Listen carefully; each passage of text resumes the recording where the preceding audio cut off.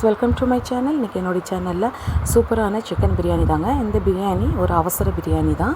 இது எந்த ஒரு இது இல்லாமல் மடமடன்ட்டு ஒரு பிரியாணி சாப்பிட்ணுங்கிற ஒரு மைண்டில் இருந்தனால டக்குன்னு நம்ம வீட்டில் இருந்த பொருளை வச்சு செஞ்சாச்சு. எப்படி செய்கிறதுன்னு பார்க்கலாம். குக்கரில் கொஞ்சமாக எண்ணெய் ஊற்றிக்கிங்க. எண்ணெய் சூடான உடனே பட்டை லவங்கம் போட்டுக்கோங்க. அதுக்கப்புறமா ஒரு பிரிஞ்சி இலை சேர்த்திக்கிங்க. 2 பெரிய வெங்காயம், ஒரு 5 பச்சை மிளகா நல்லா வதக்கிக்கலாங்க. வெங்காயம் கலர் மாறி வரணும். அந்த அளவுக்கு நல்லா வெங்காயத்தை நல்லா வதக்கிடலாம். கொஞ்சம் வதங்கின உடனே அது கூட நம்ம கொஞ்சமாக புதினா தலையும் கொத்தமல்லி தலையும் சேர்த்தி அதையும் 1 நிமிஷம் நல்லா வதக்கிடலாம். புதினா தலையில் இருக்கிற பச்சை வாசமெல்லாம் போகிற வரைக்கும் 1 நிமிஷம் நல்லா வெங்காயத்தோடு சேர்த்தி நல்லா வதக்கிடலாங்க.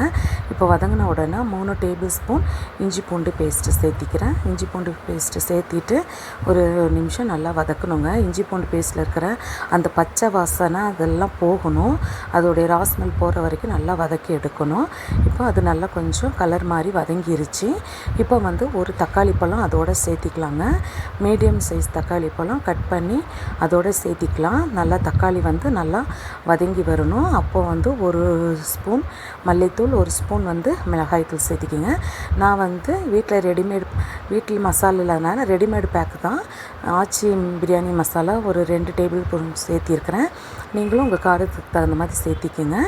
நல்லா சேர்த்திட்டு பச்சை வாசம் போகிற வரைக்குமே 1 நிமிஷம் அந்த தக்காளி வெங்காயத்துக்கு கூட நல்லா மசாலாவை வதக்கிடணுங்க. இப்போ புளிப்பில்லாத தயிர் நான் ஒரு 3 டேபிள் ஸ்பூன் அளவுக்கு தயிர் சேர்த்திக்கிறேன். தயிர் சேர்த்து அந்த மசாலாவை நல்லா பச்சை வாசம் போகிற வரைக்குமே நல்லா வதக்கணுங்க.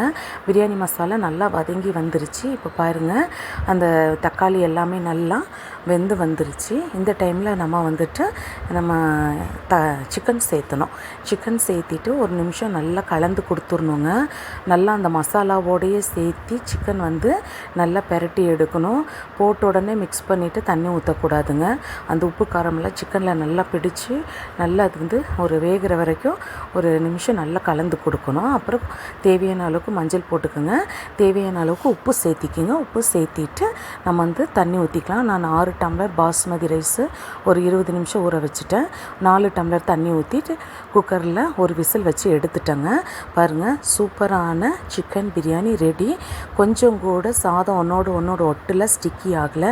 சூப்பரான ஒரு அவசர பிரியாணி ரெடி. நீங்களும் உங்கள் வீட்டில் ட்ரை பண்ணுங்கள். இந்த வீடியோ பிடிச்சிருந்தால் லைக் பண்ணுங்கள், ஷேர் பண்ணுங்கள், மறக்காமல் சேனலை சப்ஸ்கிரைப் பண்ணுங்கள் ஃப்ரெண்ட்ஸ்.